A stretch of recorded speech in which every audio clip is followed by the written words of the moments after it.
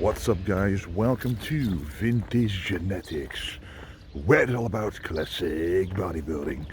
And I'm walking outside right now because it's the morning and it's time for morning cardio. I've literally been doing this every single day from the beginning of the prep for the Olympia until now, and it's a great habit to have. It lowers blood sugars, obviously, improves insulin sensitivity, keeps you leaner, so you look actually better in the gym. So it keeps the fat off, which in turn makes it easier to eat more, and also because it improves digestion. But you can eat more for the anabolic effect of the food because you don't get so fat from it because you're already moving around so much, increasing your metabolism overall. And that's a great thing because as a bodybuilder, you want to eat as much as possible without gaining the fat. And that's the goal here. So I just love this. It just feels very good to do like 20, 25, 30 minutes of cardio or just walking outside before the breakfast. Of course, taking someone with me. It's either Bobby or Dexter, or I walk with Marley. The three of us, four of us, doesn't really matter, as long as we're walking outside. So after this, I'm gonna have my breakfast, which you look forward to even more when doing the cardio. It's even more rewarding to have a nice big breakfast. And I'm actually going to be training with my brother Kane today, and it's going to be amazing. He's going to have a transformation of his own to lose the body fat, show the muscles more. So that's going to be a project we're taking on, and it's going to be very exciting. Anyway, see you at the breakfast. Alrighty, got back home from the cardio. Now it's time for the breakfast. So this is it. I already started eating it, but this is the breakfast. 150 grams of cream of rice. Well, basically it's basmati rice blitzed up into cream of rice. I'm gonna make a video about that very soon. You have 30 grams of dark chocolate. We have 125 grams of blueberries and 60 grams of whey isolate, some cinnamon, some Himalayan pink salt, and that's it. So I like to have higher carb breakfasts because they get you started nicely, and because you haven't eaten all night, it gets a nice anabolic effect for the muscles. After this, I'll have another meal, and then the workout will commence. So let's go. All right, so it's time to hit the back in the back workout today. And it's, all the workouts are fun, but some are even more fun than others. And I really like the back workouts quite a lot, because when I did the Olympia, I could really see the improvements made because of the specific back exercises that I have implemented into the back workouts, as well as the specific warm-up and working set workout protocol, which I really recommend you guys implement. I get a lot of emails of people wanting me to make them workout plans with that protocol, with that workout style, and they all really love it because it gives you a way to train that you know exactly how much to do, which weights to beat, how many reps to do, and then call it a day, knowing that you improved yourself compared to last time, so you did more than previously, and that is what we all want to do. But anyway, the first movement is the narrow grip pull down, and I showed you a couple of warm-up sets here, but we did like 3, 4, or 5 warm-ups. Really depends on how I feel. Really depends on how quickly I'm getting acclimated to the increasing weight, and the heavier the working set is, probably the more warm-ups you will need beforehand before attempting the working set. Because if you start a very heavy working set after only 1 or 2 warm-ups at the beginning of a workout session, then you might risk injuring yourself, or just risk hurting some tendons, like the bicep tendon here, which in my opinion needs to be warmed up quite well to prevent those kind of injuries, which are really nagging and can take months to heal because they are re-inflamed every time that you train the back or the arms. So as I always say, we're doing 2 working sets. Sometimes it's going to be 3 because I'm deeper in the off season now, more calories, more recovery and more workout capabilities. But for now, it's still 2 working sets. The first working set is always the heaviest one, at least almost always, attempting a rep range of 8 to 12 reps. And the second working set here is lighter, about 10 to 20% lighter than the first working set, and then do as many reps as you can with that lighter weight. Usually that's in between 15 and 20 reps. And then what you want to do is write those 2 working sets down and beat them the next time you do the same exercise. So as I mentioned before, my back has improved quite a lot, and you can see it in this picture, which I was surprised by myself, but that only reinforces the use of quite a lot of back machines combined with free weight movements. Now, I stand for classic bodybuilding, of course, and the channel is called Vintage Genetics. But that doesn't mean you can't use modern tools to work on your muscles as well. So I'm using a lot of chest supported movements as well, quite a lot in this workout, and this is the first one that I'll be using, the chest supported T-bar row. The big benefit here compared to a regular T-bar row, for example, is that you can literally drive your chest into this bench beneath you, allowing you to retract the elbows even further. And the further back you can retract the scapula, or the shoulder blades, the more contraction will be caused in the muscle fiber of the back. And the deeper that contraction is, the thicker the back will become. And that is exactly what you want to achieve on a workout, on an exercise like this. So this is an example when the first working set was still relatively easy, and it felt like I could even do more weight on the second working set. That sometimes happens, and then I decided to actually make the second working set a bit heavier, and to my surprise I was able to hit just as many reps with 5 kilos more with the same form compared to working set number 1. So never underestimate your strength, as long as form, range of motion and time and attention are a constant factor throughout the workout. Now, as you saw at the beginning of the workout, we started with a pull-down variation, which is usually how I like to start with any back workout I do.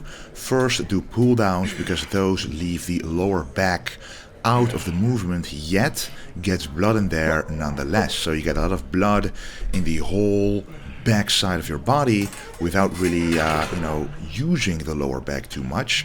And then when you do a lot of rowing movements, the lower back is included but already automatically warmed up by doing the first pull down movement. And the first pull down movement also has a very nice stretch on the back, allowing for the musculature to be stretched out and blood getting everywhere where you need it to be. Alright, so this is the next movement. This kind of is a variation or a combination between a pull down and a row, so it's both in one. I like to call it a high row, plate loaded obviously. So what you want to do here is really focus on the stretch at the top. Use a slow and controlled eccentric, which means when you're going upwards, control the weight, feel when your lats are maximally stretched out, then don't use any momentum, but simply explosively pull the weight back down and behind you, allowing for the shoulder blades and the scapula to be contracted as much as possible. And as I mentioned before, the higher and the stronger the force of contraction, the better it will be for the back development. So if you use too much weight here, yes, you will be able to stretch out the lats very nicely. You might actually get a very wide back, but that's what I had for many years. It's the back thickness that is the most difficult to achieve. So for that, you need a full contraction. And if the weight is simply too heavy, you won't be able to get into that range achieving a full contraction. So you then have to lower the weight. Just make the movement harder for yourself, which is what bodybuilding is all about, making the muscles suffer as much as we can so they grow as much as we can make them grow for the next workout session, because the harder it is for the muscles to do something, the more they will respond to the workout and to growth. So this is the second working set. Again, even if it's a lighter weight, go up nice and slow, stretch out the lats, and then go all the way back. And you can really see that I'm arching my back here as I'm contracting the shoulder blades, because that helps moving my elbows backwards even further, which is a great help to be able to get into the full contraction. Focus on pulling with the elbows and not the arms, because if you focus on the arms, you simply won't go through the plane of motion where you need to be to contract the rhomboids and get the back thickness going here. And with the back, it's also the case that you really want to be able to fill it with a lot of blood. So in my opinion, you should go heavy and light at the same time in the same workout to get the best out of both worlds. Because if you go way too heavy, especially on the free weight movements, injury risk goes up and mind-muscle connection goes down, and that is not what we want. So, of course, when you've had done a couple of back movements, you want to see what you look like. You want to see the current shape, the current conditioning. You want to see if the Christmas tree is still there, even though Christmas is long gone by now. But I do think in a lean bulk, especially when you have a weight cap on the category that you're doing bodybuilding in, which for me I have at Classic Physique, there is no need to go into off-season and lose your shape entirely. I think it just feels better. I feel more healthy. I feel more athletic being at a lower, slightly lower body weight than most other people, relatively speaking, of course, because I still weigh quite a lot. But keep my body fat levels at least below 12% to make sure that all the food that I eat will be a lot more efficiently and effectively going to the muscles instead of the fat stores.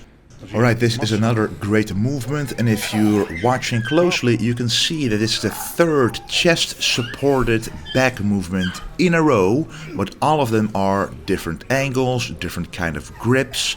The first one, the T-bar row, was a nice wide grip, and it was an overhand grip. This is pretty much a neutral grip, and the pull-down was also a neutral grip, but all of them have different grip widths, all of them move differently, some converge, some are static, so they all hit the back just from different angles, which is what bodybuilding is all about.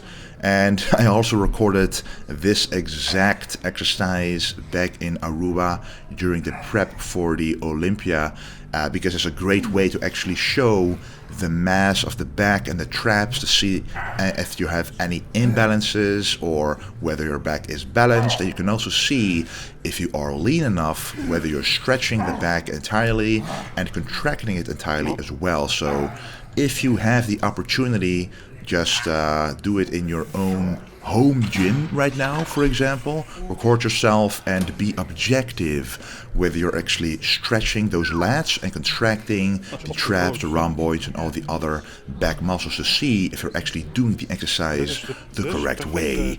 And this is the next movement, a true old school movement, so at least one free weight movement here. So since we pumped up the back and filled it up with blood, we of course need to stretch it out again at the end of the workout. And this dumbbell pullover is the only isolation movement for the back that you can do. You can also do a cable pullover or a pullover machine, but honestly I've always liked the dumbbell pullover the most because the stretch here is just incredible. And you also work the front back, which is the little serratus muscles that you can actually see when pulling a front double bicep, the thickness there. That's what you work on here as well, because you stretch it out very nicely and actually contract it as well when you're moving a dumbbell over your face. What you also want to look out for here is if your bench is flat. This is an incline bench, as you can see, but if it's flat and you go all the way back, the dumbbell might actually hit the floor. So if that's the case, you might either want to put a plate under the back of the bench or put it on a slight incline like this. And then what you have to look out for is that you don't pull the dumbbell over your head or over your face too much, because then you lose the tension on the back. You really have to be mindful of that mind-muscle connection. The moment you lose tension in the back, that's when you go back down to reach that stretch, because otherwise tension is lost, and one of the muscle building principles, which is time and attention, is lost then as well. And this is one of those exercises that almost always put in a workout plan for people. Why? Because a lot of people simply never do this movement and don't realize the greatness of this movement. However, if you really can't do this movement, then I would opt for a cable pullover, and that's the next best thing. However, the stretch there is a bit less extreme, but the contraction is a bit better. So you might say that's a more complete back movement, but I do count mind-muscle connection very strongly as well, and my personal preference here is that I simply can't mimic the feeling in the lats and the serratus muscle in terms of the stretch here compared to a cable pullover movement. And here you also don't have to balance your upper body any way, shape or form just to get the dumbbell moving, and with the cable pullover that is the case for sure. Alright, next up is the first bicep movement, and it's one of my favorites right away. Now, because I am having a 3 different day workout split, which means one day is back and biceps, the other chest and triceps, and the other the legs, I'm hitting all muscle groups quite frequent, and then you can decide, okay, which muscle groups do I want to give more volume and which do I want to give less volume. Because my biceps are a stronger muscle group, I'm giving them a bit less volume compared, for example, to the triceps, because in comparison to the biceps, I want the triceps to grow more. If you have the same volume for every single muscle group, you will never be able to work on the weak points because everything will grow at the same time. Yes, the weak point will improve, but so will all other muscle groups, and it will still be, relatively to the other muscles, a weak point. So I do still want to keep working on the biceps because it's one of the most iconic, classic bodybuilding muscles to have. And honestly, I do think it is unfitting for a classic physique competitor to have small arms if they really have a passion for classic bodybuilding, because to me, and that's just my personal preference and opinion, I think classic bodybuilders should have a very good and dominant upper body, at least, with good arms and a good chest.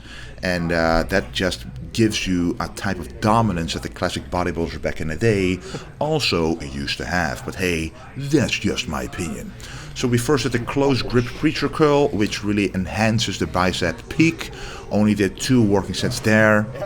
And then we're doing the alternating dumbbell curl here, and also hitting 2 working sets there, and then that's it for the biceps. And I'm pretty much only hitting very simple bicep movements, so I'm not doing anything fancy, doing just a curl, 1 close grip curl and 1 regular curl like this one right here, going to failure, making sure that the warm-ups here are a bit higher because the bicep tendon, at least in my case, is quite sensitive, so I don't want to go up in weight too much. I want to go a bit higher in volume per set, so the working sets here are at least around 10 to 12 to 15 reps each, and making sure I hit failure on that rep range instead of going 8 or below, because to me that would put too much stress on the tendon compared to the bicep muscle itself. So right now I weigh about 120 kilos, which is about 264 pounds or 265 pounds, and my weight limit for classic physique is about 112, which means I weigh about 8 kilos above my weight limit, but that depends if they measure me at 6'3" again, which that's my height in the morning. Then I'm allowed to weigh a couple of kilos more, and then I wouldn't be that much above my weight limit at all. So that's going to be very exciting. We will find out at the next pro show I'll be doing, hopefully very soon. Due to the restrictions, it's still unsure, but I still need to qualify for the Olympia, so stay tuned to see the entire journey to that pro show for sure. Anyway, thank you guys for watching, and don't forget to stay golden.